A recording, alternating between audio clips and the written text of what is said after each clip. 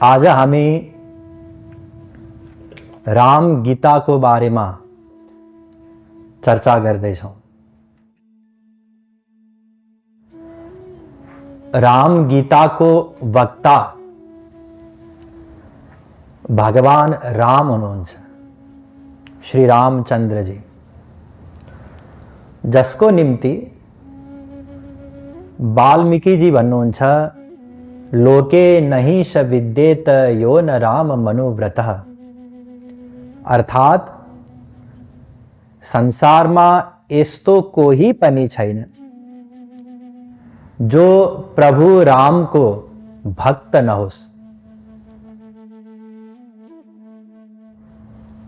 अब यो त अलिकति सुन्दाखेरि त्रुटिपूर्ण लाग्न सक्छ, किनकि अहिलेको कलियुगमा त अधिकांश सबै नास्तिक नै छन्, भगवानलाई मान्दैनन् भने प्रभु रामका भक्त कसरी हुन सक्छन्?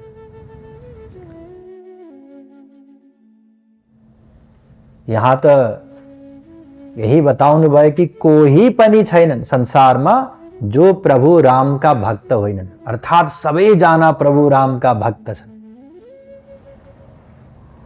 भक्त हुनको निम्ति म मान्दछु भनेर पनि पुग्दैन, निरन्तर भक्त हुनुपर्छ। जसरी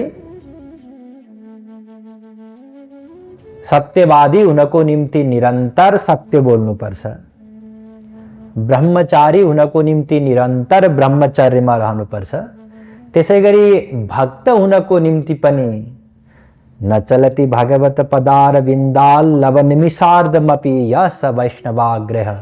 अर्थात एक क्षण पनि भगवानमा मन रहेन कसैको, एक क्षणको लागि पनि भगवानबाट हट्यो भने त्यो भक्त हुन सक्दैन। अब यो अनुसार त हामी कोही पनि भक्त छैन होला। हामी त प्रयत्न गर्दैछौँ मन भगवानमा लगाउनको निम्ति। प्रयत्न गर्दाखेरि पनि आधा घण्टा भगवानको ध्यान गर्न बस्यो भने बल्ल तल्ल एक क्षण, दुई क्षण, एक मिनट, 2 मिनट, त्यो पनि कति गाह्रो हुन्छ मन लगाउनलाई। मन कहाँ कहाँ भट्किन्छ। भगवानमा मन लगाउन खोज्दाखेरि हामी सबैलाई आफ्नो स्थिति थाहा छ। फेरि कसरी भन्नुभयो त वाल्मीकि जीले कि सबै प्रभु राम का भक्त हुन्? अब यसको रहस्य बुझौं। पहिले हेर्नुस्, यो त हामी जान्दछौं, सुनेका छौं र अनुभव पनि गरेका छौं कि हामी सबै आनन्द चाहन्छौं, सुख चाहन्छौं। संसारमा कोही पनि सुखलाई छोडेर दुःख चाहदैन। हरेक व्यक्ति कसैले नसिकाइकन नपढाइकन केवल आनन्द चाहन्छन्, सुख चाहन्छन्। यो त थाहा छ, सुनेकै हौं र अनुभव पनि छ। हामी दुःखलाई चाहन्छौँ र कहाँ दुःखलाई चाहनु र? दुःखबाट त हामी पर हुन चाहन्छौँ, भाग्न चाहन्छौँ। सुखलाई अपनाउन चाहन्छौँ, दुःखलाई छोड्न चाहन्छौँ। यसमा कुनै पनि अपवाद छैन। प्रत्येक व्यक्तिले केवल आनन्द चाहन्छ र निरन्तर आनन्द चाहन्छ, अहिले पनि, हिजो पनि, भोलि पनि। त्यसैले हामी सबै आनन्दका दास हौं, आनन्दका भक्त हौं, हैन र? किनकि निरन्तर आनन्द चाहन्छौं, निरन्तर आनन्दलाई खोजिरहेका छौं, मतलब आनन्दका दास हौं, आनन्दका भक्त हौं। अब वेद भन्दछ, आनन्दो ब्रह्मीति विजानात्, तैत्तिरीयोपनिषद 3:6। आनन्द नै ब्रह्म हो। जुन आनन्द हामी खोजिरहेका छौं त्यो आनन्द के हो? ब्रह्म हो, भगवान हुनुहुन्छ। र जो राम गीता का वक्ता हुनुहुन्छ श्री रामचंद्र जी, उहाँको निम्ति पनि वेद भन्दछ, यो हवै रामचंद्र स भगवान। राम उत्तर तापिन्युपनिषद को मंत्र हो यो 4:1। रमन्ते योगिनो नन्ते नित्यानंदे चिदात्मनि इति राम पदे नासो परम ब्रह्म विधीयते। राम पूर्वतापिन्युपनिषद को मंत्र हो यो एक छ। इसको मतलब क्यों कि श्री रामचंद्र साक्षात भगवान हुनुहुन्छ, परम ब्रह्म हुनुहुन्छ। अब ध्यान दिनुस्, हामी सबै आनन्द चाहन्छौं, आनन्दका भक्त हौं। सबैजना विश्वका चराचर जीव आनन्द ब्रह्म हो र ब्रह्म भगवान रामचन्द्र हुनुहुन्छ। हामी आनन्दका दास हौं, आनन्दका भक्त हौं भन्नुको मतलब अब के हुन गयो, हामी जानी नजानी श्री रामचंद्र जी का भक्त हौं, श्री रामचंद्र जी का दास हौं। खाली अन्तै खोज्या मात्रै हो। आनन्द प्रभु रामचंद्र जी हुनुहुन्छ, हामीले आनन्द अन्त खोज्यौं, संसारमा खोज्यौं। र महत्त्वपूर्ण कुरा के हो भने रसो वै सः रसगम हेवायम लब्ध्वा नन्दी भवति। तैत्तिरीयोपनिषद 2:7। श्री रामचंद्र जी नै आनन्द भएको हुनाले उहाँलाई प्राप्त गरेर नै जीव सुखी हुन सक्छ। स्वाभाविक हो, धनलाई प्राप्त गरेर नै धनी बन्न सकिन्छ नि त। ज्ञानलाई प्राप्त गरेर नै ज्ञानी बन्न सकिन्छ। 5 करोड कमाएर म ज्ञानी बन्छु भनेर हुन्छ र हुँदैन नि। 5 करोड कमाएर करोडपति बन्न सकिन्छ, तर ज्ञानी बन्न सकिँदैन। त्यसै गरी सुख अर्थात भगवान अर्थात श्री रामचंद्र जीलाई प्राप्त गरेर नै हामी सुखी बन्न सक्छौं। अब प्रभु रामचंद्र जी लाई प्राप्त गर्नु पर्यो, जान्नु पर्यो, तर उहाँ त इन्द्रिय मन बुद्धि भन्दा पर हुनुहुन्छ। संसारकै अनेकौं विषयहरू हाम्रा इन्द्रिय मन बुद्धि भन्दा पर हुन्छन्। पर हुन्छन् भन्नाले हामी हाम्रो इन्द्रिय मन बुद्धिद्वारा त्यसलाई ग्रहण गर्न, जान्न, बुझ्न, प्राप्त गर्न सक्दैन। इंद्रियभ्य परा अर्थार्थेभ्यश्च परम मनः मनसस्तु परा बुद्धिर बुद्धिर आत्मा महान परः महता परमव्यक्तम अव्यक्तात् पुरुषः पर पुरुषान्न परम किंचित साकाष्ठा सा परा गति। कठोपनिषद 1:3-10 1:3-11। इंद्रिय मन बुद्धि भन्दा पर त जीवात्मा हामी स्वयं छौं। त्योभन्दा पनि पर महत तत्व, त्योभन्दा पनि पर प्रकृति, त्योभन्दा पनि पर भगवान हुनुहुन्छ। हामी बिचारा भगवानलाई कसरी जान्न सक्छौं, कसरी प्राप्त गर्न सक्छौं? तर प्राप्त नगरिकन त सुख मिल्दैन, आनन्द मिल्दैन। हामी त्यही आनन्दकै खोजीमा बरु उल्टै दुःख पाइरहेका हुन्छौं, भट्किरहेका हुन्छौं। कसरी मिल्न सक्नुहुन्छ त भगवान? यो रहस्य स्वयं भगवानले नै बताउँदै हुनुहुन्छ राम गीतामा। स्वयं भगवान वक्ता कति महत्त्वपूर्ण होला सोच्नुस् त। किनकि भगवान वेदलाई प्रकट गर्नेवाला हुनुहुन्छ। जति पनि ज्ञानको भण्डार हो त्यो वेद नै हो र त्यो वेदलाई प्रकट गर्नेवाला स्वयं भगवान हुनुहुन्छ र त्यसलाई जान्नेवाला पनि भगवान नै हुनुहुन्छ। वेदैश्च सर्वैरहमेव वेद्यो वेदान्तकृत वेदविद एव चाहम। गीता 15:15। भगवानले गीतामा बताउनु भएको छ, म नै वेदलाई प्रकट गर्नेवाला हुँ, म नै वेदको ज्ञान राख्ने, वेदलाई जान्न सक्ने हुँ र म नै वेदद्वारा जान्न योग्य पनि हुँ। जब भगवान नै वेदको ज्ञाता हुनुहुन्छ र भगवान नै केही कुरा सम्झाउँदै हुनुहुन्छ भने अब त हामीलाई ढुक्क भयो। किनकि हामी आफै पढेर त वेदलाई जान्न सक्दैनौं। जसरी भगवान इन्द्रिय मन बुद्धि भन्दा पर हुनुहुन्छ अर्थात हामी जान्न सक्दैनौं, त्यसै गरी वेदो नारायणः साक्षात भागवत 6:41 वेद पनि हाम्रो इन्द्रिय मन बुद्धि भन्दा पर छ। अनंत पारम गंभीरम दुर्विगाह्यम समुद्रवत। भागवत 11, 21, 36 वेद शास्त्र अनन्त छन्। हामी कसरी पार पाएर यो निचोड रहेछ भनेर निचोड निकाल्न सक्छौं र? सक्दैन। फेरि परस्पर विरोधी कुराहरू, विरोधी सिद्धान्तहरू, श्रुति विभिन्न स्मृतयो विभिन्न नैको ऋषिर्यस्य मतम प्रमाणम। महाभारतमा वेदव्यासजीले बताउनु भयो कि अनेक छन् र जहाँ तै झगडै झगडा छ। मुनि बहु मत बहु पंथ पुराणनी जहाँ तहाँ झगडो सो। त्यसैले हामी पढेर वेद शास्त्रको सार रहस्य जान्नै सक्दैन। एकजना आउनुहुन्छ, एक थोक बताउनुहुन्छ, अरू कोही आउनुहुन्छ, अरू नै केही बताउनुहुन्छ, हामी ट्वाल्ल परेर होला पक्कै भनेर बस्छौं। त्यसैले हाम्रो सुविधाको निम्ति, हाम्रो कल्याणको निम्ति स्वयं प्रभु रामले गीताको रूपमा वेद शास्त्रको सार प्रकट गरिदिनु भयो। गीताको तात्पर्य हो गीत, कविता, पद्य।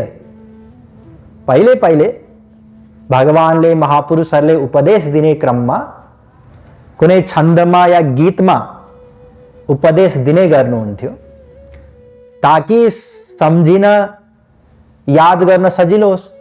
हामी पनि गीत कण्ठ पार्छौं नि, कयौं गीतहरू। जसरी गीत कण्ठ पार्छौं, सजिलो हुन्छ गीत कण्ठ पार्नलाई, त्यसैगरी गद्य कण्ठ पार्न त धेरै गाह्रो हुन्छ नि त। त्यसैले गीतको रूपमा उहाँहरूले उपदेश दिने गर्नुहुन्थ्यो, जसलाई गीता भनिन्थ्यो। यदि त्यो अत्यन्त सारगर्भित हो, कुनै त्यसको महिमा त्यस अनुसारको छ भने त्यसलाई गीताको रूपमा सन्तहरूले स्वीकार गर्नुहुन्थ्यो। त्यसैले प्रभु रामले जुन गीताको उपदेश दिनुभयो त्यो अत्यन्तै सारगर्भित छ, वेद शास्त्रको निचोड छ त्यसमा। वास्तवमा त्यति हामीले सुनेर मनन गरेर त्यस अनुसारको साधना गर्यौं भने अरू केही सुन्नु पनि पर्दैन, अरू केही पढ्नु पनि पर्दैन, त्यति नै काफी हुन्छ हाम्रो कल्याणको निम्ति। अब आउनु राम गीताको बारेमा चर्चा गरौं। राम गीता यद्यपि भगवान रामचन्द्रजीले अलग अलग प्रसंगमा अलग अलग उपदेश दिनुभएको छ। जसरी हाम्रो गुरुदेवले पनि पात्रलाई हेरेर, परिस्थितिलाई हेरेर प्रवचन दिने गर्नुहुन्थ्यो। जगद्गुरु श्री कृपालुजी महाराज जगद्गुरु बन्नु अगाडि काशी विद्वत परिषदको निमन्त्रणामा त्यहाँ प्रवचन दिन जानुभएको थियो। जुन प्रवचन सुनेर धारावाहिक कयौं दिनसम्म सुनेर काशी विद्वत परिषदले उहाँलाई जगद्गुरुको रूपमा स्वीकार गरेको थियो। त्यो अत्यन्त साहित्यिक क्लिष्ट संस्कृतमा थियो। त्यस अनुसारको विषयवस्तु थियो प्रवचनमा। र त्यहाँ कयौं दिन रहने क्रममा उहाँले बनारस हिन्दू विश्वविद्यालयमा पनि प्रवचन दिनुभयो। त्यहाँ काशीका जस्ता शास्त्रका विद्वानहरू त थिएनन्, तैपनि आफ्नो आफ्नो क्षेत्रका विद्वानहरू थिए श्रोताको रूपमा। उनीहरूलाई त्यही अनुसार सम्झाउनु भयो र सार्वजनिक प्रवचन पनि दिनुभयो जहाँ सबैजना थिए, हामी जस्ता। त्यहाँ पनि महाराजजीले प्रवचन दिनुभयो। संयोगवश एकजना व्यक्तिले तीनै ठाउँको प्रवचन सुन्या रहेछ। उसले पछि बतायो कि महाराजजी, यदि कसैले हजुरको अनुवाद नदेखेको भए र यो तीनटा प्रवचन सुनेको भए, यो तीनटा प्रवचन एउटै व्यक्तिले दिएको भनेर उसले सोच्नै सक्दैन थियो। किनकि प्रवचनको स्तर नै त्यस अनुसारका थिए, अलग अलग विषयवस्तु त्यस अनुसारको। त्यसैले पात्रलाई हेरेर भगवानले, महापुरुषले प्रवचन दिने गर्नुहुन्छ, सम्झाउने गर्नुहुन्छ। भगवान रामचन्द्रजीलाई एक पटक लक्ष्मणजीले, प्रभु यो संसारमा अत्यन्त दुःख कष्ट छ, यो भवसागरबाट पार पाउने उपाय के हो बताइदिनुस् भनेर निवेदन गर्नुभयो। अब यहाँनिर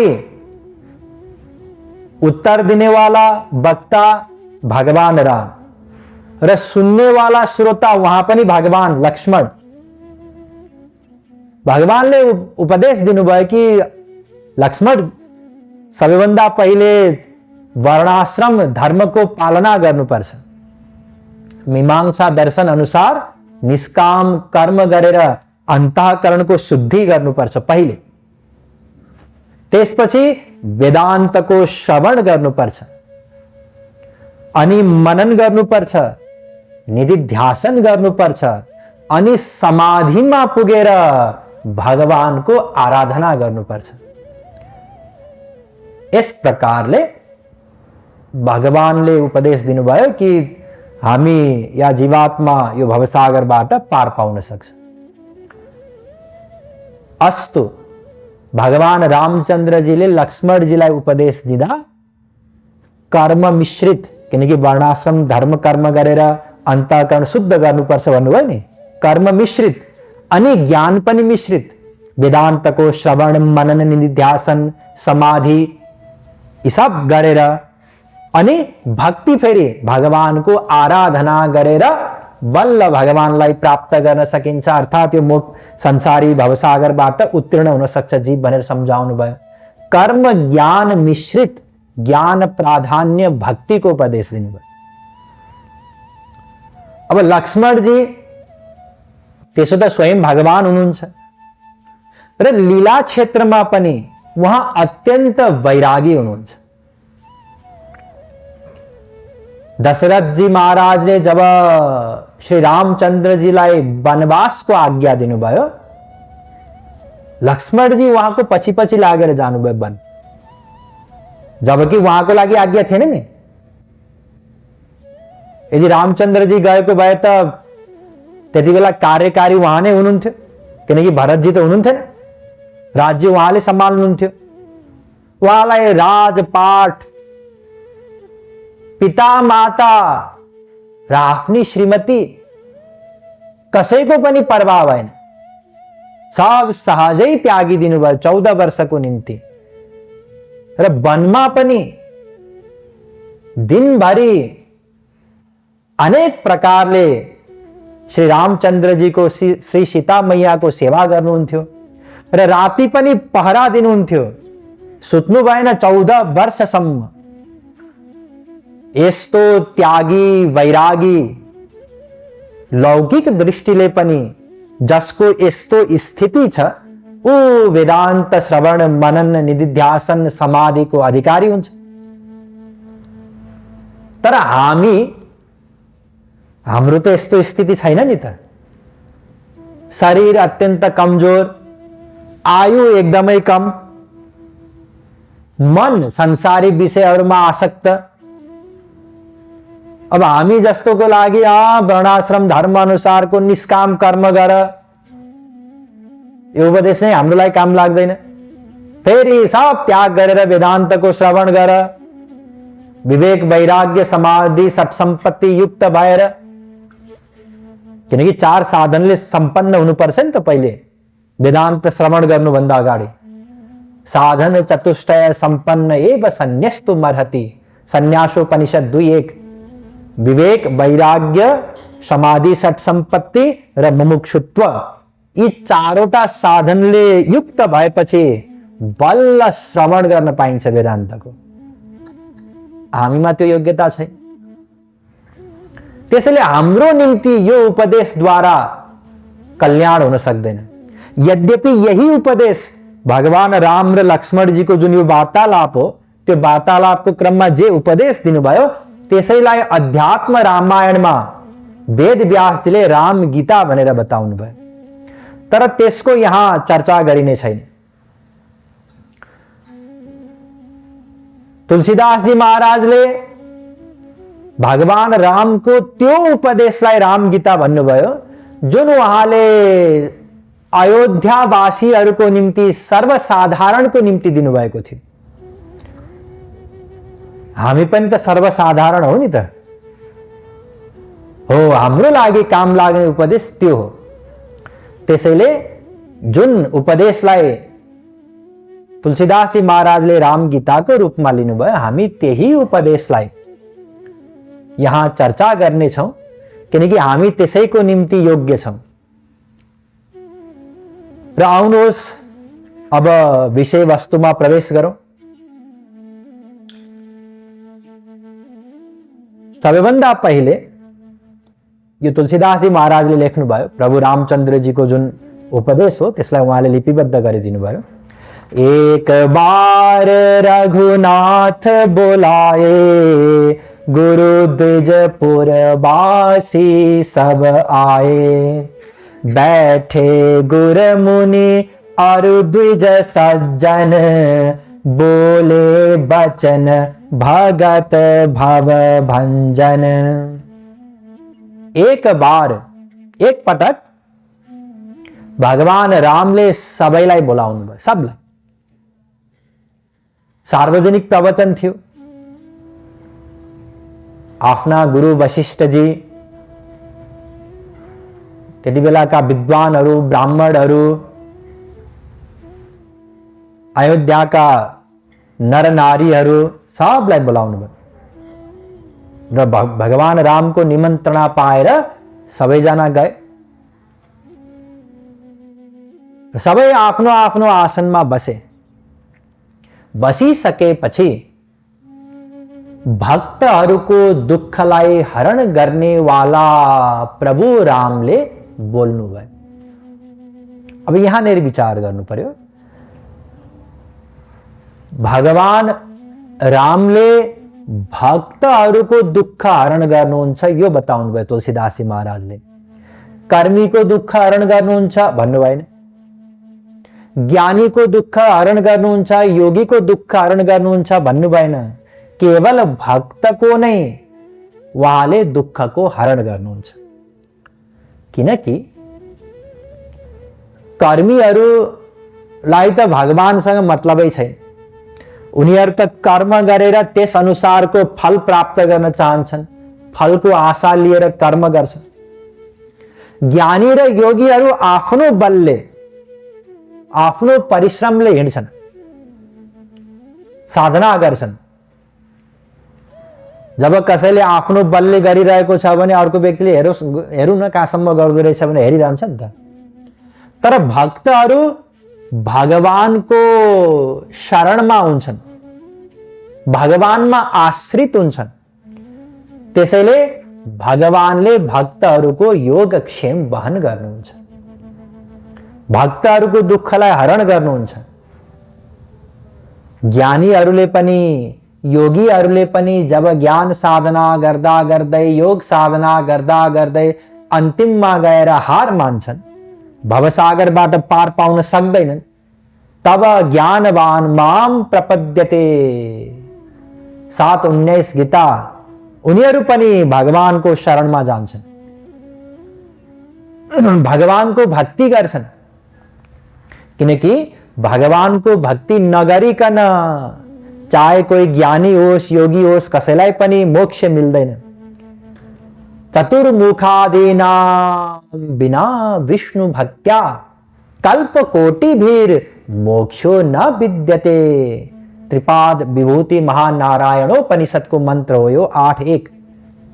कल्पौंसम्म कसैले ज्ञान साधना गर्यो, योग साधना गर्यो भने पनि मोक्ष मिल्दैन। त्यसैले भगवानको भक्ति गर्नै पर्छ र भगवान भक्तहरूको दुःखलाई हरण गर्नुहुन्छ। ध्यान दिनु होला, कसको दुःखलाई हरण गर्नुहुन्छ? भक्तको। हामी भक्त साधक हौं, भक्त बनिसकेका छैनौं अहिले। फेरि यो नसोच्नु होला कि भगवानले त भक्तको दुःख हरण गर्नुहुँदो रहेछ, मेरो चाहिँ यस्तो यस्तो दुःख आइपरेको थियो, भगवानले हरण गर्नु पर्ने हरण गर्नु भएन। हामी अहिले साधक छौं, भक्त साधक। साधना गर्दा गर्दा गर्दा गर्दा जब भक्त बन्छौं, भक्त बन्छौं भन्नाले अघि नै परिभाषामा बताए नि, एक क्षण पनि भगवानबाट मन हट्दैन। तब त्यो स्थितिमा पुगिसकेपछि योगक्षेमं वहाम्यहम् 9:22 गीता अनन्यास चिन्तयन्तो माम ये जनाः पर्युपासते तेषां नित्याभियुक्तानां योगक्षेमं वहाम्यहम्। अनन्य भावले जसले निरंतर मन भगवानमा लगाइरहन्छ, भगवानको चिन्तन गरिरहन्छ अर्जुन, म उसको योगक्षेम वहन गर्छु। उसलाई जे प्राप्त भइसकेको छ संसारी वस्तु पनि, त्यसको पनि म रक्षा गर्छु। आध्यात्मिक उसको साधना स्थिति, त्यसको पनि म रक्षा गर्छु, पतन हुन दिन्न। र उसले जे पाउन बाँकी छ अनन्त सुख, दिव्य आनन्द, भगवानको दिव्य प्रेम, त्यो पनि म दिदिन्छु। त्यसैले भगवान जो भक्तहरूको दुःखलाई हरण गर्नुहुन्छ उहाँले प्रवचन दिन थाल्नुभयो, केही बोल्न थाल्नुभयो। जब सबैजना उपस्थित भएर बसे, के बोल्न थाल्नुभयो आउनुहोस् हेरौं। सुनहु सकल पुर जन मम बानी, कहु न कछु ममता उर आनी। नहीं अनीति नहीं कछु प्रभुताई, सुनहु करहु जो तुम ही सुहाई। हे अयोध्यावासीहरू, म केही कुरा बताउन जाँदैछु, ध्यान दिएर सुन। र यहाँ भगवानले बताउनु भयो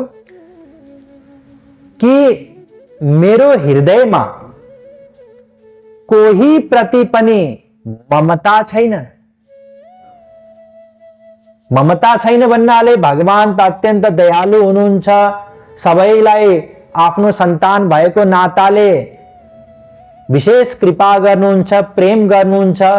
यहाँ फेरि किन बताउँदै हुन्छ कि मेरो कुनै कहीँ ममता छैन? ममता छैन भन्नाले आसक्ति छैन कहीँ पनि। ध्यान दिनुस्, आसक्ति हुनासाथ कसैले पनि सही कुरा गर्न सक्दैन। आसक्ति भयो भने, जस्तै मानिलिनुस् दुईटा बच्चा झगडा गरिरहेछन्, यतिकैमा एउटा बच्चाको आमा त्यहाँ पुगिन्, छुट्याइन्, के भएको भनेर बुझिन्। अब अर्को व्यक्तिले ती आमा चाहिँलाई सोधेछ, के भयो यिनीहरू किन झगडा गरेका थिए भनेपछि त्यो आमाले अब सत्य कुरा बोल्न सक्दिन। अलिकति भए पनि, थोरै भए पनि आफ्नो छोराको, आफ्नो बच्चाको पक्षमा बोल्छिन् नि, हैन र? किनकि त्यहाँ आसक्ति छ उनको। कसैको कहीं आसक्ति हुना साथ अब उसले सत्य कुरा बोल्नै सक्दैन। तर भगवानको त कहीं पनि आसक्ति छैन। किनकि भगवान पूर्ण हुनुहुन्छ। यस्तो पूर्ण हुनुहुन्छ, पूर्णबाट पूर्ण निकाल्यौं भने पनि पूर्ण रहने, यस्तो पूर्ण हुनुहुन्छ। अपूर्णलाई पो अरु केहीबाट केही आशा हुन्छ नि, हैन? जो स्वयं पूर्ण छ उसलाई अरूबाट के चाहिएको छ र? केही पनि चाहिएको छैन। र भगवान आनन्द हुनुहुन्छ। अघि पनि हामीले चर्चा गरिसक्यौं, हामी पो दुखी छौं र कोहीबाट अथवा केहीबाट सुख मिल्ला भनेर हामी त्यो वस्तु या व्यक्तिलाई चाहन्छौं। भगवान त स्वयं आनन्द हुनुहुन्छ। त्यसैले उहाँलाई कोहीबाट पनि केही चाहिएकै छैन।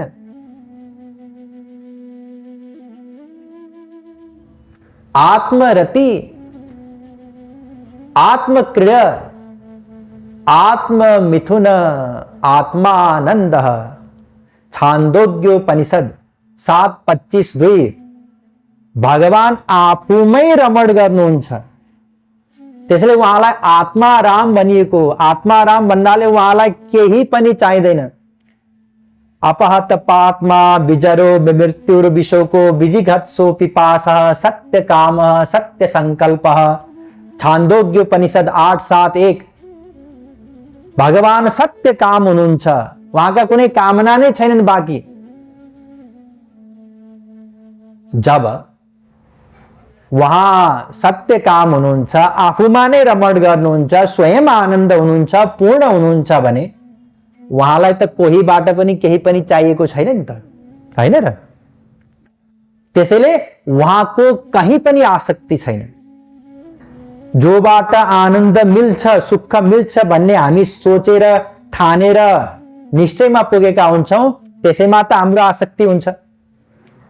अस्तु, भगवान रामले पहिल्यै स्पष्ट बताउनु भयो कि हेर मेरो कहीँ पनि आसक्ति छैन, त्यसैले म जे बताउन जाँदैछु मेरो स्वार्थ रहित तिमीहरूको कल्याणको निम्ति बताउन जाँदैछु। भगवानले जे पनि गर्नुहुन्छ अरूको कल्याणको निम्ति गर्नुहुन्छ,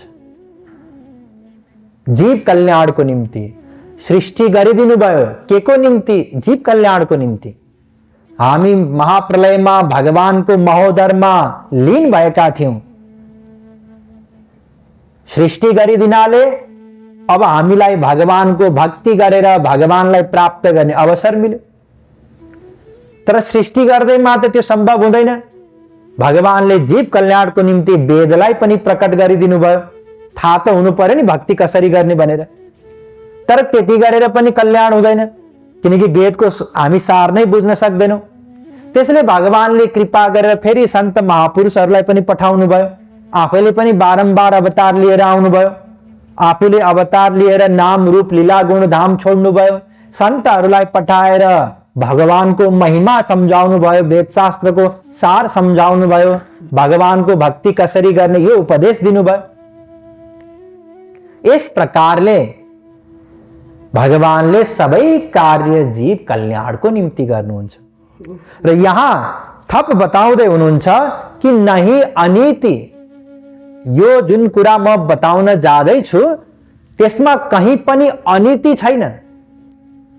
अनीति भन्नाले नीति नभएको, नीति अनुसारको। नीतिको तात्पर्य हो धर्म र धर्मको आधार हो वेद। हाम्रो सनातन धर्ममा वेद सर्वोच्च हो। सबैभन्दा ठुलो स्थान वेदको। यदि कसैले वेदद्वारा, वेद अनुसारको, वेद सम्मत कुरा बतायो भने हामी त्यसलाई स्वीकार गर्छौं। तर वेदको विरुद्ध स्वयं भगवानले नै बोल्नुभयो भने पनि हामी मान्दैनौं। जस्तै बुद्ध भगवान हुनुहुन्छ, हामी उहाँलाई प्रणाम गर्छौं, पूजा पनि गर्छौं।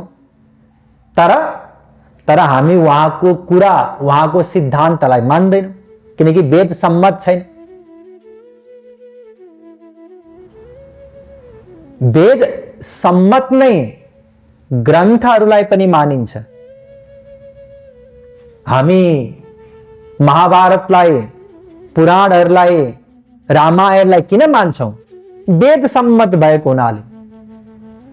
इतिहास पुराणम पंचमम वेदानाम वेदम, छांदोग्योपनिषद 7:1-2। पंचमम वेदानाम, पंचम वेद हो इतिहास र पुराण। इतिहास भन्नाले रामायण र महाभारत, पुराण भन्नाले 18 पुराण सबै। यी सबै वेद सम्मत हुन्। वेद सम्मत भएको हुनाले हामी त्यसलाई स्वीकार गर्छौं। सर्ववेदे इतिहासानाम सारम सारम समुद्धृतम। त्यसैले वेदव्यासले पहिल्यै लेखिदिनु भयो, यो जुन भागवत ग्रन्थ हो यसमा सबै वेद शास्त्रको सार छ। भागवत 1:3-42। त्यसैले भागवतलाई हामी मान्छौं, नत्र वेदव्यासले लेखेकै भरमा हामी मान्दैनौं। तुलसीदास महाराजको रामचरितमानसलाई किन मान्दछौं? नाना पुराण निगमागम सम्मतम यत्। पहिल्यै तुलसीदास महाराजले लेखिदिनु भयो कि यो वेद पुराण सम्मत छ। गीतालाई किन मान्दछौं? सर्वोपनिषदो गावो दुग्धा गोपाल नन्दन। भगवत गीता महात्म्यको 6औं श्लोक। यो सबै उपनिषदको, वेदको सार हो, त्यसैले मान्दछौं। अस्तु, यहाँ बताउन खोजेको के हो भने कुनै पनि कुरा मान्नको लागि वेद सम्मत हुनु पर्यो। बल्ल हामी मान्दछौँ, चाहे जोसुकैले बताएको कुरा किन नहोस्। त्यसैले भगवान रामले पहिल्यै बताउनु भयो कि म जे बताउन जाँदैछु त्यो वेद सम्मत छ। र त्यसमा अझै अगाडि बताउनु भयो नहीं प्रभुताई। यसमा मैले आफ्नो महिमा मण्डन गर्नको लागि तपाईहरुलाई बोलाएर, प्राय अब त्यस्तै राजा नेता रहेछन् भने चाहिँ बोलाएर आफ्नो महिमा यसो 2-4 जना अझ चम्चाहरूलाई भन्न लगाएर या आफैले पनि त्यसलाई बढाई चढाई गरेर बताउँछ नि आफ्नो महिमा मण्डन। भगवान रामको उद्देश्य त्यो होइन। यद्यपि भगवान राम भगवान हुनुहुन्छ, उहाँ समान अरू कोही पनि छैन, उहाँको महिमा अपरम्पार छ, तैपनि यहाँ भगवानले आफ्नो महिमा बताउन खोज्नु भएको होइन।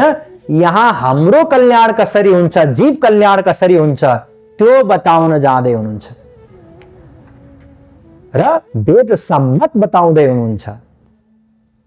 र त्यसपछि बताउनु भयो कि सुनहु, सुन सबले मेरो उपदेशलाई र जे इच्छा छ त्यही गर। सुनिसकेपछि यो पनि हाम्रो सनातन धर्मको एउटा अनौठो विशेषता हो। हाम्रो सनातन धर्ममा यो छैन कि मान्नै पर्छ, मानिनस् भने त काफिर होस्, यसले तौहिन गर्यो, शिर काटिदिनु। अन्य मजहबहरुमा, इस्लाममा, क्रिस्चियन धर्ममा यही छ, जसले उनीहरूको कुरालाई मान्दैनन् तिनीहरूलाई मृत्युदण्ड। हाम्रोमा त्यो छैन। हाम्रोमा मजाले भगवानलाई कसैले गाली गर्न चाहन्छ भने त्यो पनि पाउँछ।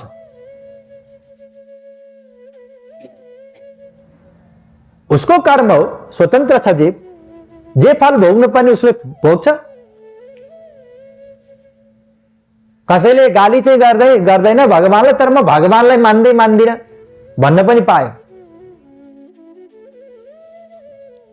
म यो कुरा मान्छु त्यो कुरा मान्दिन त्यो पनि पायो। यो हाम्रो सनातन धर्मको विशेषता हो। सब जीव स्वतन्त्र छन्, सुनेर चाहे मानुन् चाहे नमानुन्। भगवानले पनि यही बताउनु भयो कि म जे बताउन जाँदैछु यद्यपि हाम्रै कल्याणको लागि हो, वेद सम्मत कुरा बताउन जाँदै हुनुहुन्छ, सुन, तर चाहन्छौ भने मैले बताए अनुसार गर, होइन भने नमान। र यसपछि बताउनु भयो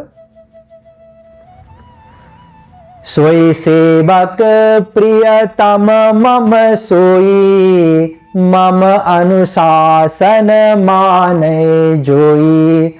जो अनीति कछु भासों भाई, तो मोहि बर जहु भय बिसराई। पहिला त बताउनु भयो कि म जे बताउन जाँदैछु त्यो सुन, चाहे गर चाहे नगर। अब बताउँदै हुनुहुन्छ कि नगर्नेवालाको त के कुरा गर्नु र, जसले मैले बताए अनुसार गर्दछन् ती मेरा सेवक हुन् र मेरो निम्ति अत्यन्त प्रिय छन् भनेर बताउनु भयो। अब ध्यान दिनुस्, भगवान र जीवात्मा अनि गुरु र शिष्यको बीचमा सेवक सेव्य सम्बन्ध हुन्छ। भगवान सेव्य, सेव्य भन्नाले जसको सेवा गरिन्छ, र जीव सेवक हो। गुरु सेव्य हुनुहुन्छ, जीव अथवा साधक सेवक हो। यो सेवक सेव्य सम्बन्ध हुन्छ भगवान र जीवको बीचमा अनि गुरु र साधकको बीचमा। र हामी गुरु र भगवानको कसरी सेवा गर्न सक्छौं? 3 प्रकारले। तन ते मन ते धन ते गुरु की, करहु सेवा प्यारे। तन मन धनले हामी भगवान र गुरुको सेवा गर्न सक्छौं। तर यहाँ त सेवकको निम्ति अरु नै केही बताउनु भयो। या तनले सेवा गर पनि भन्नु भएन। जसले तनले सेवा गर्छ त्यो मेरो सेवक हो भनेर भन्नु भएन नि। जसले धनले सेवा गर्छ त्यो मेरो सेवक हो भन्नु भएन। के भन्नु भयो? जसले मैले भनेको मान्दछ त्यो मेरो सेवक हो, असली सेवक। तुलसीदास महाराजले पनि यही बताउनु भएको छ, आज्ञा समन सुसाहिब सेवा। आज्ञा समान भगवानको र गुरुको आज्ञाको पालना गर्नु यो भन्दा ठुलो अरु कुनै सेवा नै हुन सक्दैन। र यही कुरा प्रभु रामले यहाँ बताउनु भयो कि सेवा गर, जसले मैले भनेको मान्छ त्यो सेवक हो। यो परिभाषा हामीले बुझ्यौं, सेवकको परिभाषा। सेवक को रहेछ? जसले भगवानले भनेको मान्दछ, सुनेर मनन गरेर निश्चय गरेर मान्नु, यही सेवा हो। र जसले सेवा गर्छ ऊ मेरो परम प्रिय हो। अब यहाँनिर कसैले लाग्न सक्छ भगवान अलि स्वार्थी हुनुहुँदो रहेछ, चाप्लुस खोज्ने। मैले भनेको मानिस भने चाहिँ मेरो लागि प्रिय, मानिनस् भने चाहिँ अप्रिय। हेर्नुस्, यस्तो मानिलिनुस् आमा बुवाले उपदेश दिए आफ्नो सन्तानलाई, हेर बाबु राम्रोसँग पढ, राम्रोसँग पढिस् भने ठुलो मान्छे हुन्छस्, नराम्रो मान्छेको संगत गर्नु हुँदैन। उपदेश दिन्छ नि बाबुआमाले, आफ्नो बुद्धिले भ्याएसम्म सम्झाउँछ नि त, हैन र बच्चाहरूलाई। अब त्यो आमा बुवाले भनेको मान्यो भने फाइदा कसलाई मिल्ने हो? त्यही बच्चालाई मिल्ने हो नि त फाइदा त। र त्यो बच्चाको कल्याण हुन्छ जब मानेको देख्छन् आमा बुवाले, यसले मैले भने मान्यो मतलब अब यसको कल्याण हुन्छ, उसको कल्याणलाई देखेर खुसी हुन्छ नि त आमा बुवा। र जसले भनेको मान्छ त्यो प्रिय हुन्छ नि, त्यो प्रिय किन हुन्छ भने उसैको कल्याणको लागि प्रिय हुने हो। त्यसैगरी भगवानले भनेको मान्यौं भने के हुन्छ? हामी यो 84 लाखको चक्करबाट छुटकारा पाउन सक्छौं, दुःखबाट सधैँका लागि छुटकारा पाउन सक्छौं। भगवानले भनेको मान्यौं भने अनन्त आनन्द प्राप्त गर्न सक्छौं सधैँका लागि। अब त्यो अनन्त आनन्द हामीले पायौं भने फाइदा त हामीलाई मिल्ने हो नि, हैन र? किनकि भगवान त पहिल्यै आनन्द हुनुहुन्छ, आनन्द सिन्धु हुनुहुन्छ, साक्षात मूर्तिमान आनन्द हुनुहुन्छ। उहाँलाई त कुनै कुराको कमी छैन नि त। कमी त हाम्रो लागि छ, हामी दुखी छौं। त्यसैले भगवानको यदि उपदेश मान्यौं भने पहिलो त के हुने भयो? हामी उपदेश मान्ना साथ, आज्ञा मान्ना साथ हामी सेवक हुने भयौं, असली सेवक, र भगवानको प्रिय बन्ने भयौं। किनकि सेवकले सेवा गर्ना साथ, भगवानको आज्ञा पालना गर्ना साथ उसको कल्याण हुन्छ। उसको कल्याण भएपछि भगवान खुसी हुनुहुन्छ। कुरा बुझ्नु भयो? अब यहाँ भगवान रामले फेरि दोहोऱ्याएर भन्नुभयो, हेर्नुस् त, जो अनीति कछु भाषौं भाई, यदि मैले वेद विरुद्ध केही बोले भने त्यों मोही बर जाओ, मलाई त्यही रोक्नु तुरुन्तै। अब त्यहाँ त भगवान रामको गुरु पनि हुनुहुन्छ, वशिष्ठजी महाराज, अनेकौं विद्वानहरू छन्, शास्त्रज्ञ मर्मज्ञहरू छन्। त्यसैले यदि मैले कहीं वेदको विरुद्ध केही बोले भने मलाई तुरुन्तै तत्काल रोक्नु भनेर यति भूमिका बाँधेर, प्रवचन गर्नु अगाडि भूमिका बाँधिन्छ नि, हैन? हामी पनि प्रवचन अगाडि केही न केही भूमिका बाँध्छौं। भगवान रामले पनि भूमिका बाँध्नु भयो। भूमिकामा यही बताउनु भयो कि म जे बताउन जाँदैछु एक वेद सम्मत बताउन जाँदैछु, मेरो कहीं पनि कसैसँग स्वार्थ छैन, त्यसैले तिमीहरूकै कल्याणको निम्ति उपदेश दिन जाँदैछु। र यदि मैले भनेको उपदेश मान्दछौ भने तिमीहरूको कल्याण हुन्छ, तिमीहरू सेवक बन्नेछौ मेरा, र मेरो निम्ति अत्यन्त प्रिय हुनेछौ।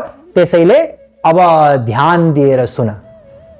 अब भगवान रामले प्रवचन सुरु गर्नुभयो असली, र त्यसपछि बताउनु भयो, बडे भाग मानुष तनु पावा, सुर दुर्लभ सब ग्रंथिन गावा, साधन धाम मोक्ष कर द्वारा, पाइन जेहि परलोक सवारा। सबैभन्दा पहिले मानव शरीरको महत्व बताउनु भयो, र त्यसपछि के बताउनु भयो? लक्ष्य पनि बताउनु भयो। यही यो मानव देह जुन हामीलाई मिलेको छ, यो अत्यन्त बडे भाग, अत्यन्त पुण्य कर्मको फल स्वरूप मिलेको हो। यो मिलिरहन्छ नि मानव देह, के छ र? मर्ना साथ फेरि मनुष्य हुने हो, फेरि जन्मन्छौँ, फेरि ठिक छ लापरवाही गरौँला, फेरि मनुष्य भइहाल्ने हो, गरौँला नि के छ र, अहिले परीक्षामा पास भएन भने फेरि परीक्षा दिइहाल्छौँ नि हामी। यति सजिलै मिल्दैन। यो मानव देह छुटिसकेपछि सर्गेषु लोकेषु शरीरत्वाय कल्पते, वेदले बताएको छ कि कल्पौंसम्म हीन योनिहरूमा भट्किनु पर्छ। यो मानव देह अत्यन्त दुर्लभ हो। मनुज देहमिमं भुवि दुर्लभम, कति दुर्लभ हो।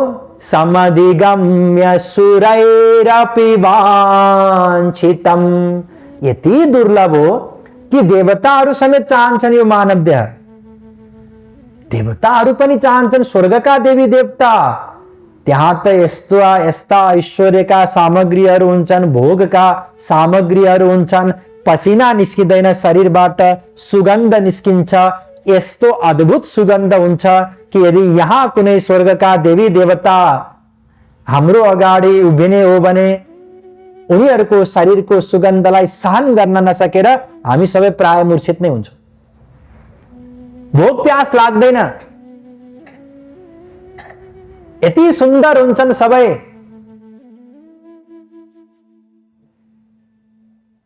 अनेक प्रकारका सामग्रीहरू, खाने पिउने हेर्ने पाँचैवटा इन्द्रियका यति विलक्षण विलक्षण मिल्छन्। त्यो सब भोग, सब ऐश्वर्य, यस्ता यस्ता शक्तिहरू हुन्छन् उनीहरूसँग, अन्तर्धान हुन सक्छन्, कहाँ कहाँ पुग्न सक्छन्। सब शक्तिलाई पनि छोडेर मनुष्य देह चाहन्छन्। किनकि स्वर्गमा कमाउन सकिँदैन, केवल भोग भोग्न सकिन्छ। मनुष्य शरीर मिलेको बेलामा कसैले पुण्य कर्म गरेछ, दान गर्यो, कहीं कसैको मद्दत गर्यो, या वेदमा बताए अनुसार पुण्य कर्म गर्यो, यज्ञादिक कर्म भने ती कर्महरूको बापतमा उसलाई केही समयको लागि स्वर्गमा फल भोग्न दिइन्छ, केही समयको लागि। र त्यो समय सकिन साथ अब फेरि ऊ कुकुर बिरालो बन्नुपर्छ। सधैँको लागि संसारबाट पार भएको त होइन नि त स्वर्गमा, कि त सधैँको लागि पार भएको भए पो अत नि भन्नु। सधैँको लागि पार भइएन, केही समयको लागि सुख भोग्यो अनि फेरि कुकुर बिरालो बन। त्यसैले उनीहरूले यो रहस्य त्यहाँ बुझिसकेपछि ओहो हामीले त गल्ती पो गरेछौँ, अघिल्लोचोटि मनुष्य देह मिलेकै थियो, त्यति बेला हेर त पुण्य कर्म गरेँ, पुण्य कर्म गरेर स्वर्ग आउनु पर्यो। यदि त्यति बेला भक्ति गरेको भए भगवानको धाममा गइन्थ्यो सधैँका लागि, यो जन्मनु मर्न पनि पर्दैन थियो, सधैँको लागि अनन्त आनन्द मिल्थ्यो। त्यसैले उनीहरू प्रार्थना गर्छन् कि हे प्रभु मनुष्य देह दिनुहोस्। दुर्लभम मानुषम जन्म प्रार्थ्यते त्रिदशैरपि, नारद पुराण 1:32-48। प्रार्थ्यते त्रिदशैरपि, देवताहरू पनि प्रार्थना गर्दछन्, तर राधे राधे बोल मन गोविंद राधे, सुर दुर्लभ तनु सफल बना दे। देवताहरूको लागि पनि यो दुर्लभ हो। प्रार्थना गर्दछन्, प्रार्थना गर्दैमा मिल्छ भन्ने छ र छैन नि। हामी पनि त गरेर प्रार्थना गरौँ नि त, हे प्रभु मलाई यस्तो गरिदिनुहोस्, यस्तो बनाइदिनुहोस्, मिलेन नि त। प्रार्थना गर्दैमा पाइने चिज होइन यो मानव देह। यो त कयौं जन्मको पुण्य कर्म एकत्रित भएर अनि भगवानको कृपाद्वारा, पछि बताउनुहुन्छ कबहु ककारी करुणा नर देही, देत ईश बिनु हेतु सनेही। कुनै कुनै बेला भगवानले कृपा गरेर हे बिचारा हेर धेरै दुःख पाए, यसले कयौं कल्प घुमै छ, एकचोटि अवसर दिउँ नि त यसलाई भनेर भगवानले कृपा गरेर दिनुहुन्छ। र त्यो कृपा गर्नको निम्ति पनि आधार चाहियो नि त। जथाभावी कृपा गरेर त भएन। बिचारा सब भिखारी गरिब रहेछन्, यिनीहरूलाई असर्फी बाँडेर अलिकति धनी बनाइदिउँ नि त भनेर राजाले सोचेछ। अनि गएछ, मलाई अलिकति भिक्षा दिनुहोस् न भनेछ भेष बदलेर। एउटा भिखारीले भिखारीसँग पनि भिक्षा माग्न आउँदो रहेछ, कस्तो फटा रहेछ। अर्को भिखारी तिन माग्दाखेरि उसले अलिकति 2 पैसा दियो, जसले त्यो 2 पैसा दियो उसलाई उसले असर्फी दियो। असर्फी त उसले यसै दिया हो नि त, कृपा गरेर दिया हो। तर कृपा गर्दाखेरि पनि त उसले केही न केही आधार खोज्यो नि त। त्यसै गरी यो मानव देह पनि भगवानको कृपाद्वारा मिल्ने हो। त्यो कृपा पाउनको लागि जुन आधार चाहिने हो त्यो आधार हो हाम्रो पुण्य कर्म। त्यसैले यहाँ प्रभु रामले बताउनु भयो, बडे भाग मानुष तनु पाव। यो मनुष्य शरीर अत्यन्त दुर्लभ हो। हेर्नुस्, कुनै पनि चिजको महत्त्व बुझ्यौं भने त्यसलाई हामीले सम्हालेर राख्छौं 1 र सही सदुपयोग गर्छौं 2। जस्तै मानिलिनुहोस् यहाँबाट फर्किँदाखेरि बाटोमा एउटा औँठी मिलेछ, यसो हेरेको पित्तलको जस्तो लाग्यो, घरमा लगेर यसो राख्यौं, सुनारकोमा देखाएको थियो, यो पित्तलको 300-400-500 को होला भनेर भन्यो, घरमा यसै राखिराख्यो, जहाँ पाए त्यही। एक दिन साथी आएको थियो, साथीलाई हिराको बारेमा ज्ञान थियो। उसले त्यो छेउमा भएको औँठीलाई यसो समाएर हेर्यो, ओहो तपाईले कहिले किन्नुभयो यो औँठी? किन्या होइन हो, भेट्या हो। किन र? यो त हिरा हो, छ त यसमा त हिरा छ। हो हिरा हो, यो कमसे कम 2 करोडको त होला। 2 करोड होइन होला? हो तपाईँ 1 करोड त म अहिलेको अहिले दिइदिन्छु भन्यो भने अब औँठी त्यही हो नि त, व्यक्ति पनि त्यही हो। पहिला त्यो औँठीलाई जहाँ पाए त्यही यसै मिल्काएर छोडेको थियो। किन? त्यसको महत्त्व थाहा नभएको भएर। जब त्यसको महत्त्व थाहा पायो, थाहा पाउन साथ अब सम्हालेर राख्छ नि, होइन र? अब यताउता जहाँ पाए त्यही राख्छ, राख्दैन। अब त्यसको सही सदुपयोग पनि गर्छ नि। त्यसै गरी यो मानव शरीरको पनि हामीले महत्त्व नबुझेको हुनाले हामीले अत्यन्त न्यून भन्नाले तल्लो स्तरको लक्ष्यको लागि, प्रयोजनको लागि मानव शरीरको प्रयोग गर्यौं। एकपटक एकजना सन्त घुम्दै घुम्दै तीर्थयात्राको क्रममा जानुभयो र घुम्दै घुम्दै जाँदा अनकन्टार गाउँमा पुग्नुभयो। त्यहाँ एउटा झुपडी रहेछ। त्यहाँ अब रात परिसकेका थियो, उहाँले त्यही शरण लिनुभयो।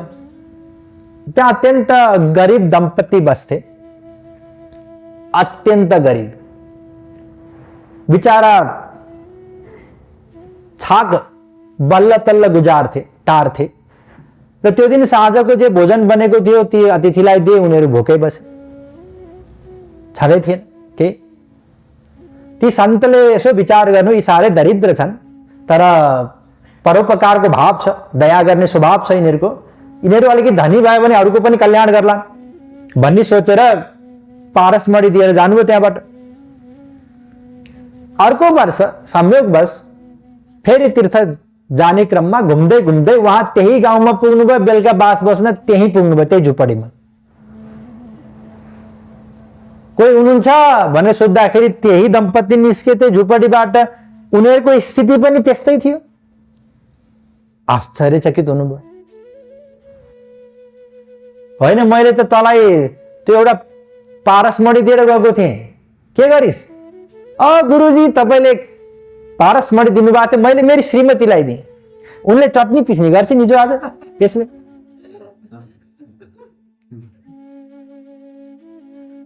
अब पारसमणिले चटनी पिस्न मिल्दै नमिल्ने भन्ने त होइन नि त, चटनी पिस्न मिल्छ। उसले प्रयोग पनि गर्यो त्यो पारसमणिको, तर न्यून कोटिको प्रयोग गर्यो नि त, त्यसको महत्त्व नबुझेको हुनाले। यदि सही सही महत्त्व बुझेको भए उसले त्यसबाट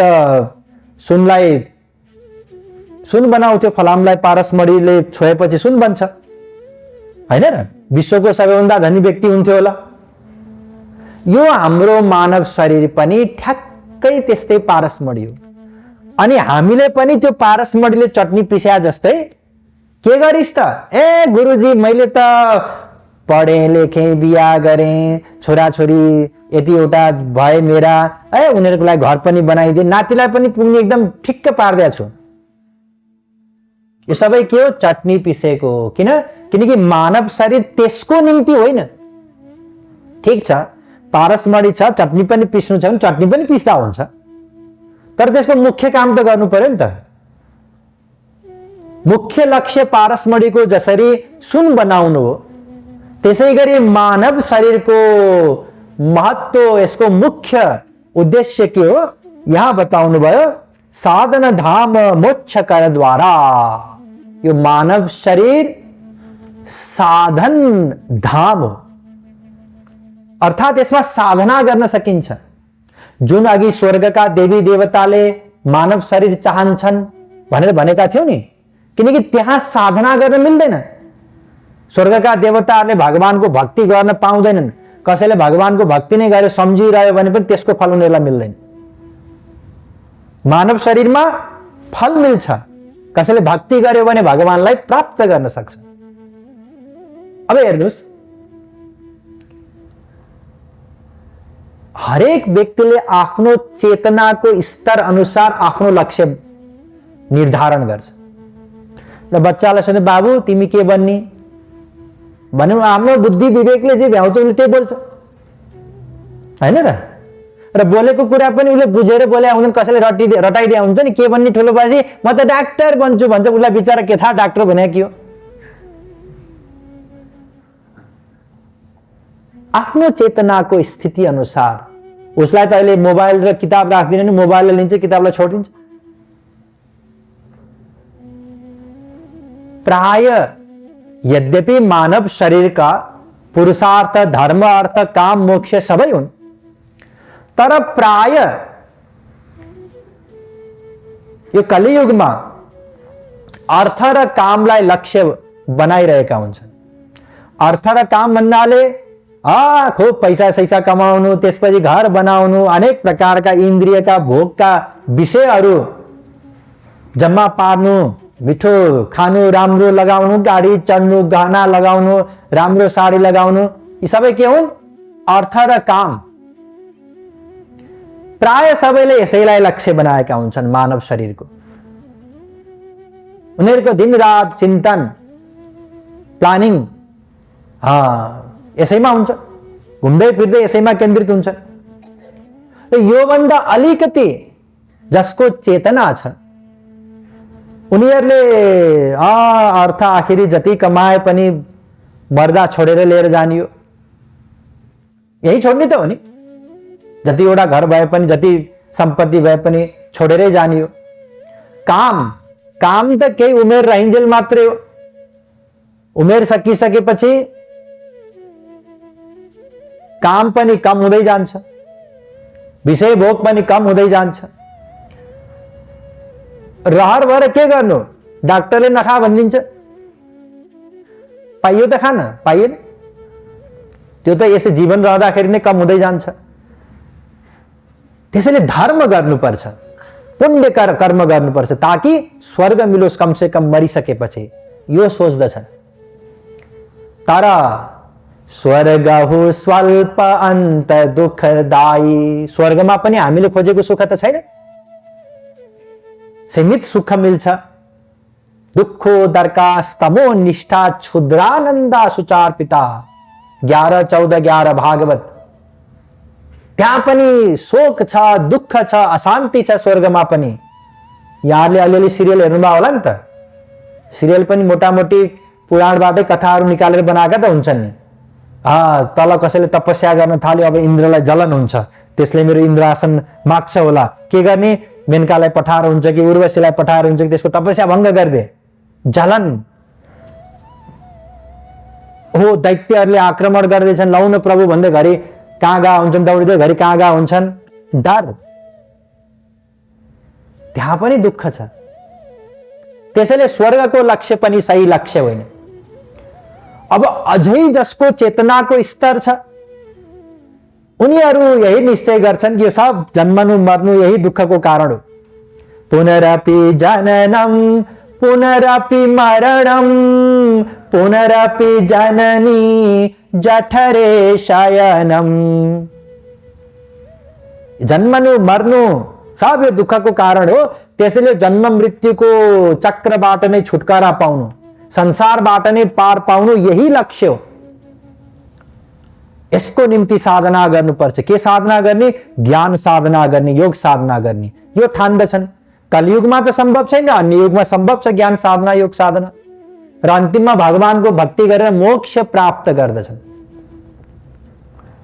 तर अब ध्यान दिनुस्, यद्यपि मोक्षमा अनन्त सुख मिल्छ, सधैँका लागि सुख मिल्छ, दुःख कहिले भोग्नु पर्दैन, तर एउटा चीज मिल्दैन। के मिल्दैन? भगवानको सेवा, भगवानको प्रेम मिल्दैन। र भगवानको सेवा र भगवानको प्रेमको एउटा यस्तो गुण छ जुन मोक्षमा मिल्दैन। मोक्षको आनन्द ब्रह्मानन्दमा त्यो गुण हुँदैन। त्यो गुण के हो भने त्यो भगवानको प्रेम, भगवानको सेवा गर्दाखेरिको जुन आनन्द हो त्यो प्रतिक्षण वर्धमानम। नारद भक्ति सूत्रको 54औं सूत्र। त्यो प्रतिक्षण बढ्दै जान्छ। र ब्रह्मानन्द जुन मोक्षमा मिल्ने सुख हो त्यो सदा पश्यन्ति सूरयः, यो त हुन्छ, सधैँ रहन्छ। यो वै भूमा तत् सुखम, यो पनि हुन्छ, अनन्त हुन्छ, सधैँ रहन्छ, तर प्रतिक्षण बढ्दै जाँदैन। त्यसैले जो यो रहस्यका मर्मज्ञ हुन् उनीहरूले मोक्ष पनि चाहँदैनन्। भगवान रामले नै काग भुसुण्डीजीलाई भन्नुभएको थियो नि, काग भुसुण्डी मागु वर अति प्रसन्न मोहि जान अणिमादिक सिद्धि अपर निधि मोक्ष सकल सुख खान। काग भुसुण्डी, म अत्यन्त प्रसन्न छु। भगवान रामले बताउनु भयो जे चाहिन्छ त्यो माग। सब चीज राखिदिनु भयो अगाडि, पस्किदिनु भयो। यो सिद्धि हो, तिमी चाहन्छौ लैजाऊ। यो रिद्धि निधि यो पनि लैजाऊ। मोक्ष, काग भुसुण्डीमा मोक्ष पनि दिन तयार छु। काग भुसुण्डीजीले सबै तिरस्कार गर्नुभयो। अविरल भक्ति विशुद्ध तव श्रुति पुराण जेहि गाव जेहि खोजत योगीश मुनि प्रभु प्रसाद को पाव देहु दया करि राम। हे प्रभु, मलाई हजुरको अविरल भक्ति दिनुहोस्। त्यो भक्ति दिनुहोस् जुन करोडौं योगी ज्ञानीहरू मध्ये कोही कोहीलाई मात्रै सौभाग्यवश उनीहरूको भक्तिको संस्कारले गर्दा प्राप्त हुन्छ। म त्यही हजुरको भक्ति चाहन्छु, हजुरको सेवा चाहन्छु, प्रेम चाहन्छु। त्यसैले यहाँ बताउन खोजेको कुरा के हो भने यो मानव शरीर यी सबैलाई दिलाउन सक्ने सामर्थ्य भएको शरीर हो। नरक स्वर्ग अपवर्ग निशेनी ज्ञान विराग भगति शुभ देनी। मानव शरीरमा यी सब चीज मिल्छ। नरक पनि मिल्छ मानव शरीरबाट, प्राय सबैलाई त नरक नै मिल्छ। स्वर्ग अघि बताए, जसले पुण्य कर्म गर्छन् उनीहरू स्वर्ग जान्छन्। अपवर्ग भन्नाले मोक्ष, जसले ज्ञान साधना योग साधना गर्छन् त्यसले मोक्ष पनि दिलाउँछ यो मानव शरीरले। र सर्वोच्च पंचम पुरुषार्थ भक्ति पनि दिलाउने शरीर के हो? मानव शरीर हो। यो हो मानव शरीरको महात्म्य, अत्यन्त दुर्लभ। देवताहरू पनि चाहन्छन् किनकि यही कर्म योनि हो। अरु सबै भोग योनि हुन्। 84 लाख प्रकारका योनि हुन्छन् नि, ती सबै योनिहरू एउटा मानव देहलाई छोडेर सबै भोग योनि हुन्। नर योनि कर्म योनि बता दे, राधा गोविन्द गीत। मानव शरीर नै के हो? कर्म योनि हो। त्यसैले हामी साधना गर्न सक्छौं। र यो मानव शरीर केवल पढ्नु लेख्नु विवाह गर्नु बच्चा जन्माउनु उनीहरूलाई हुर्काउनु पढाउनु बढाउनु अनि आफू बुढो भएर मर्नको लागि मात्रै होइन। यो मानव शरीर त वास्तवमा भगवानले उहाँको भक्ति गरोस्, भक्ति गरेर भगवानलाई प्राप्त गरोस् भनेर दिनुभएको शरीर हो। त्यसैले हामीले पनि के गर्नु पर्यो? भगवानको भक्ति गर्नु पर्यो। अब आउनुहोस्, यसपछि बताउनु भयो, पाइन जेही परलोक सवारा, जसले यो मानव शरीरलाई प्राप्त गरेर पनि परलोक बनाएन भने अब के हुन्छ बताउन जाँदै हुनुहुन्छ। परलोक बनाएन भन्नाले भगवानलाई प्राप्त गरेन, किनकि यो मायाको लोकसम्म त दुःखै दुःख छ नि त। माया भन्दा पर जुन भगवानको लोक हो, भगवानको धाम हो, त्यहाँ त दुःख छैन। सदा पश्यन्ति सूरय तद्विष्णोः परमं पदम, सुवालोपनिषद 6-7। सधैँको लागि जीव अनन्त आनन्दले युक्त रहन्छ। त्यसैले त्यो परलोक जसले प्राप्त गर्दैन, अर्थात भगवानलाई प्राप्त गर्दैन, यो मानव शरीर पाएर पनि उसको निम्ति प्रभु राम भन्दै हुनुहुन्छ, सो परत्र दुख पावई, सिर धुनि धुनि पछिताई, काल ही कर्म ही ईश्वर ही, मिथ्या दोष लगाई। त्यसले परत्र दुख पावई, यदि भगवानको धाम गएन, भगवानलाई प्राप्त गरेन मानव शरीर पाएपछि भने मृत्युपछि दुःख नै दुःख पाउँछ। त्यसले यहाँहरूले गरुड पुराण सुन्नु भएको हुन सक्छ। त्यहाँ मृत्युपछि के कस्ता यातनाहरू भोग्नुपर्छ जीवात्माले, ती यातनाहरूको वर्णन गरिएको छ र ती सबै सत्य हुन्। त्यो पढ्दाखेरि काँडा उम्रिन्छन्, जिरिङ्ग हुन्छ सुन्दाखेरि मात्रै, भने भोग्दाखेरि कस्तो हुन्छ होला। नरकादि लोकका पीडा दुःखहरू, त्यसपछि फेरि यही मृत्युलोकमा कल्पौंसम्म हीन योनिहरूमा भट्किनु, त्यति बेलाका दुःखहरू अपार दुःख। र ती दुःख भोग्दाखेरि जीवात्मा पछुताउँछ, सिर धुनी धुनी पछताय, हेत्तेरिका भन्दै पछुताउँछ। मैले पाएको थिएँ अवसर, मैले सही सदुपयोग गरेको भए मानव देहको भगवानलाई प्राप्त गर्थे। यस्तो दुःख कष्टले प्राप्त गर्नु पर्छ र मैले, हे प्रभु मैले गरिन,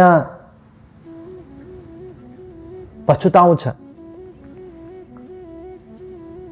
र काल ही कर्म ही ईश्वर ही, भगवानलाई, आफ्नो भाग्यलाई र समयलाई दोष लगाउँछ, मिथ्या दोष लगाउँछ भन्नाले भगवानकै हातमा सब थोक थियो, भगवानले कृपा गरेको भए त मैले भगवानलाई पाइहाल्थेँ, भगवानले नै कृपा गर्नु भएन। ऊ तुलसीदासी माथि कृपा गरिदिनु भयो, सूरदासी माथि कृपा गरिदिनु भयो, उनीहरूले भगवानलाई प्राप्त गरे, म माथि भगवानले कृपै गर्नु भएन, मैले प्राप्त गरिन। यस प्रकारले भगवानलाई मिथ्या दोष लगाउँछ। अथवा कसैले के गर्छन्, मेरो त भाग्यमै थिएन, ऊ हेर उसको भाग्यमा थियो, घर परिवारमा पनि सबै मिलेको थियो, कसैले रोकेन उसलाई भक्ति गर्नलाई। आफ्नो त घर परिवारले नि मिलेन, कहिले व्यवहारले मिलेन, कहिले त्यो आइपर्यो, कहिले त्यो आइपर्यो, मेरो भाग्यमै थिएन भक्ति गर्नको लागि। अरू कसैले के गर्छ, समय, तुलसीदास महाराजको यस्तो समय आयो कि जानु भएको थियो श्रीमतीलाई भेट्नको लागि, गाली गरिदिनु भयो, तुरुन्तै उहाँ विरक्त भएर भगवान रामलाई पाउनु भयो। मेरो समय नै आएन कहिले त्यस्तो। खै कहिले त्यस्तो समय आएर आउँदै आएन।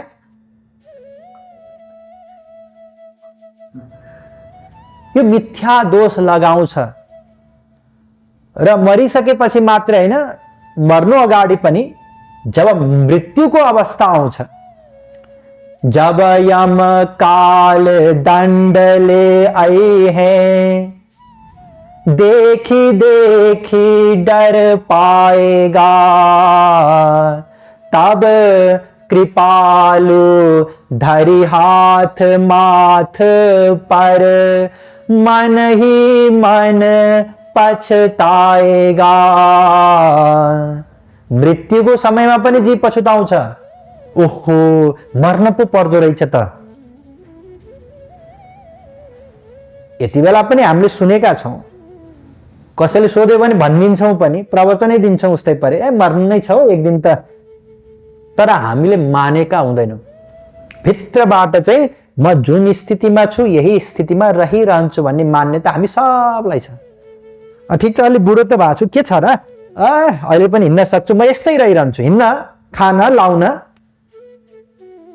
यही स्थितिमा रहिरहन्छु। हामी भित्रबाट मान्दैनौँ र त्यति बेला ओहो मर्ने नै भयो अब भनेपछि अब पछुताउँछ। हेत तेरिका, मैले जे जति गरे सब यही छुट्ने भए त। भगवानलाई प्राप्त गर्नको निम्ति साधना त गरिन् र जीवनभरि पनि हामी मध्ये अधिकांशले यही मिथ्या दोष नै लगाइरहन्छौं कि मेरो समय आएको छैन, म माथि भगवानको कृपा भएन, मेरो भाग्यमै छैन भक्ति गर्नको लागि, त्यसैले भक्ति गर्दैन। त्यसैले यहाँ भगवानले बताउनु भयो, जसले मानव देह प्राप्त गरेर पनि